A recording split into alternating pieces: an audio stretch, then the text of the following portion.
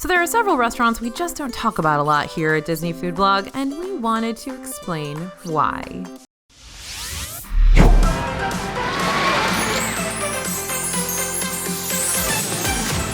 Hey everybody, it's AJ for Disney Food Blog. Now here at DFB, we're always talking about Disney food and restaurants, but what about those restaurants we don't mention often? Well, there's over 200 restaurants in Walt Disney World, and there are lots that we don't mention very often here on the channel. Those under the radar places that for whatever reason just don't come up here on the channel all that often. And because we want to be comprehensive here at DFB Guide, we want to make sure we mention them and talk to you about them and let you know why we don't talk about them very much. So here is a list of restaurants we don't tell you about very much and why we don't talk about them.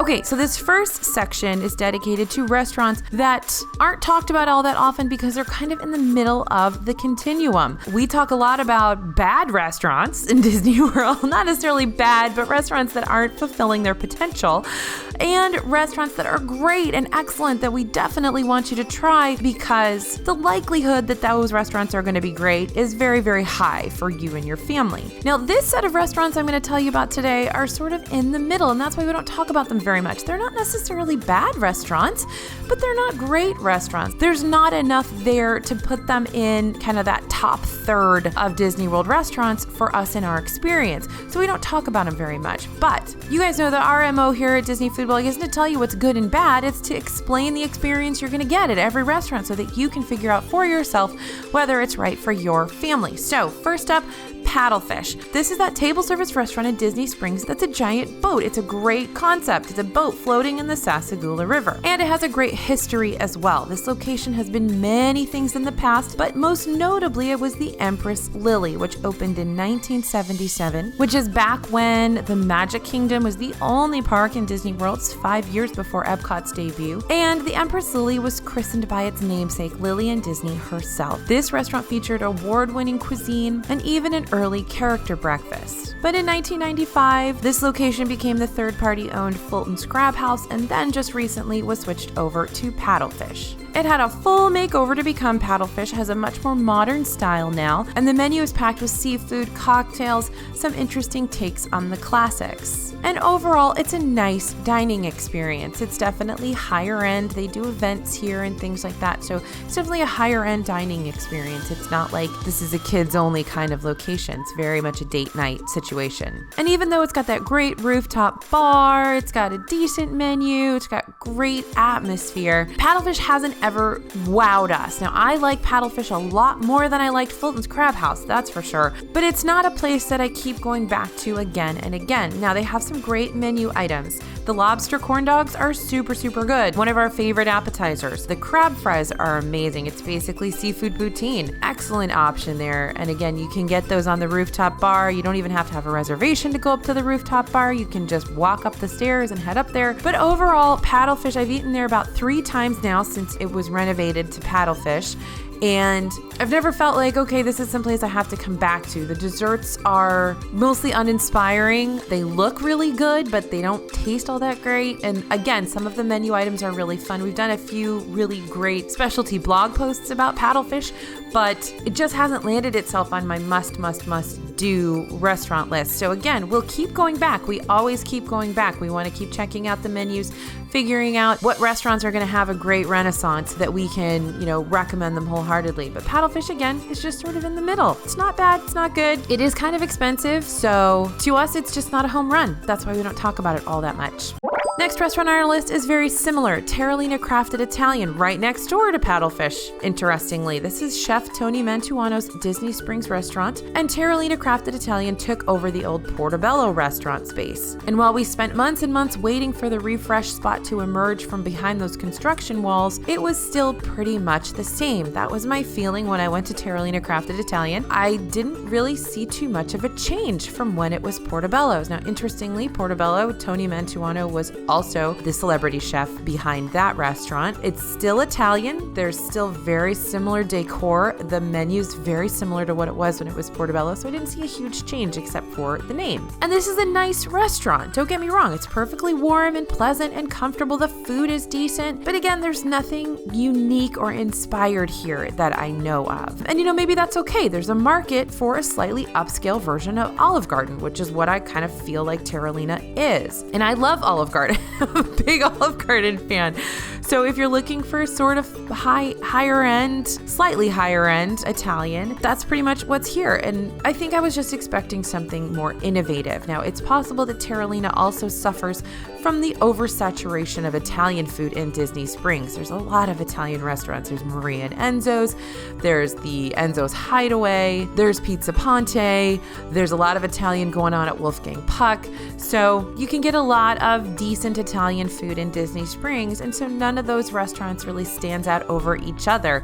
They're all sort of, fall into this same category. Now, the food itself at Terralina is pretty good. Simple and expected Italian dishes done well. We loved the fun concept behind the spaghetti fritters, which some people might think look kind of gross, but I think they look kind of cool and they tasted good. Basically, it's like fried spaghetti, basically, into a bowl. I thought they were kind of fun. They had a gelato sandwich for dessert, which was amazing. So again, same thing as Paddlefish. A couple of great dishes, but otherwise not a mind-blowing experience. And so when you have competition as stiff as you do for Italian food in Disney World, you gotta be blowing some minds, and Terralina just isn't doing it for us. So that's where Terralina stands on our continuum.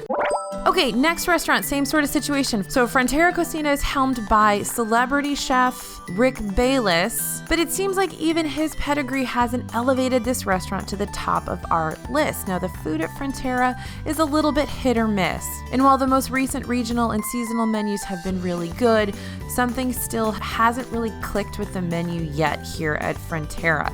Now, we listen to everything you guys say as well, and that helps to inform us when we recommend restaurants. I recommend Blaze Pizza because I know you guys love it. I don't necessarily love it. I don't tend to go there very often, but I know that it is a guest and local favorite, and that means a lot to us when we make our recommendations. So when it comes to Frontera, I really don't hear about this restaurant very much. There's no buzz around it. People don't talk about it. People don't tell me they loved it. So while we've especially enjoyed the regional Mexican menus with those roasted bone-in short ribs from the Oaxaca menu, the grilled Florida pink shrimp from the Baja menu, guacamole here is great, this restaurant still doesn't get that sort of buzz that you're hearing about other locations like Wine Bar George and Homecoming in Disney Springs from the locals and from other Disney guests.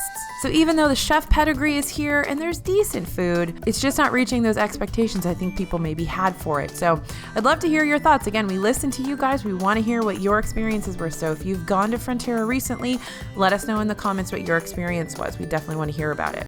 Okay, the next one we don't talk about very much, Paradiso 37. This is also in Disney Springs, and I'm sure a lot of you have never heard of it, even though it's been there for a long time. Paradiso 37 was there before the whole Disney Springs renovation, back when it was Downtown Disney. Paradiso was there. Now here you're gonna find a menu that's having a little bit of an identity crisis. The direction is quote unquote the Americas, and yes, there's a heavy lean towards South American cuisine, but the menu sort of has multiple personalities. There's a lot going on this menu, and it's not really streamlined or clear what they're trying to get across in their food. Now, one of my favorite dishes on this menu that's been one of my favorite appetizers in Walt Disney World, if not my favorite appetizer in Walt Disney World, is their South American crazy corn. It is amazing. It's like street corn, but with a ton of cheese melted over the top.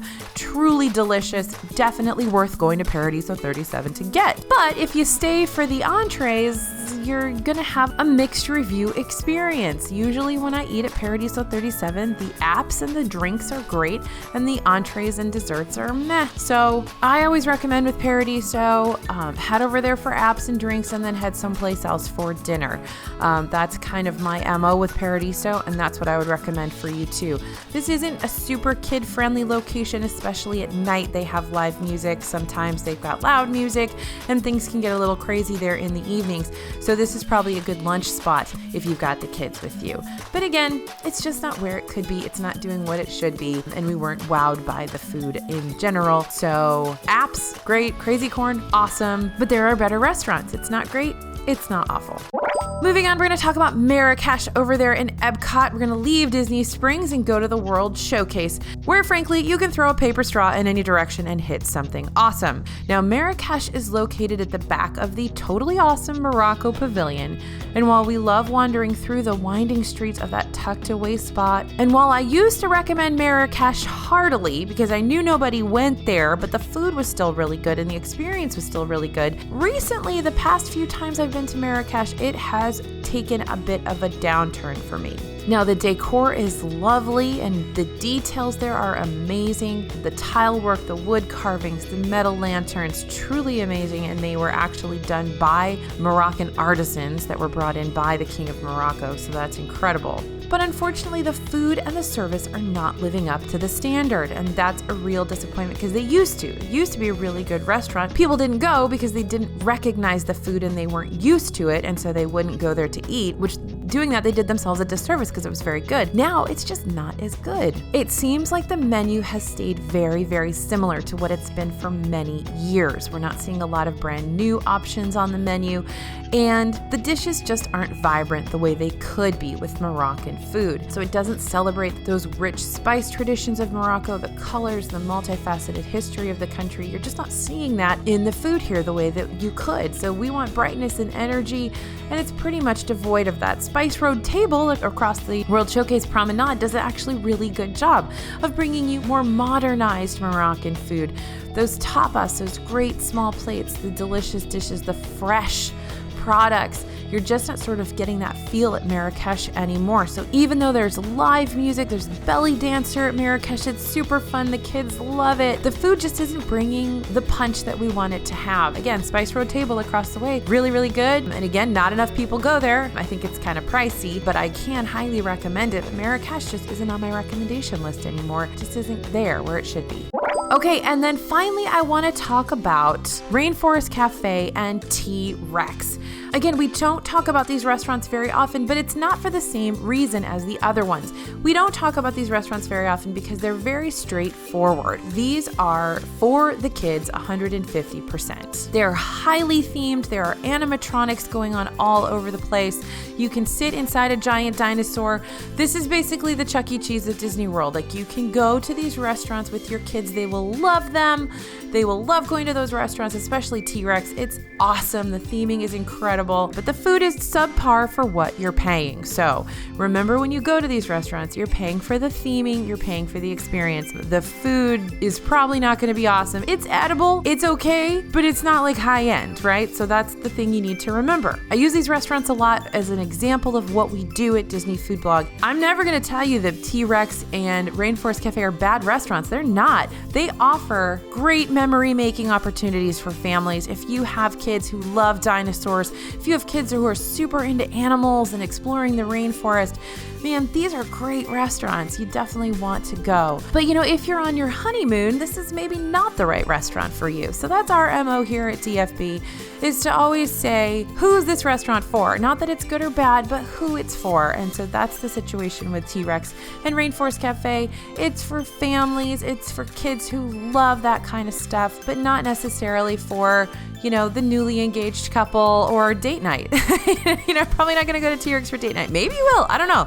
Maybe that's your thing. But for the most part, that's not who's going to go to T-Rex. But remember that Landry's Restaurants owns Rainforest Café and T-Rex, and if you join their Landry's Select program, you can get a lot of discounts and priority seating, which is really, really nice, like on the weekends when those restaurants fill up really, really fast. So do check out, if you know you're going to go to those restaurants, check that out. You can also find Rainforest Café options in a lot of major cities around the world. So if you happen to be near a Rainforest Café, that might be something you can do in your hometown versus using up your Disney time to do that.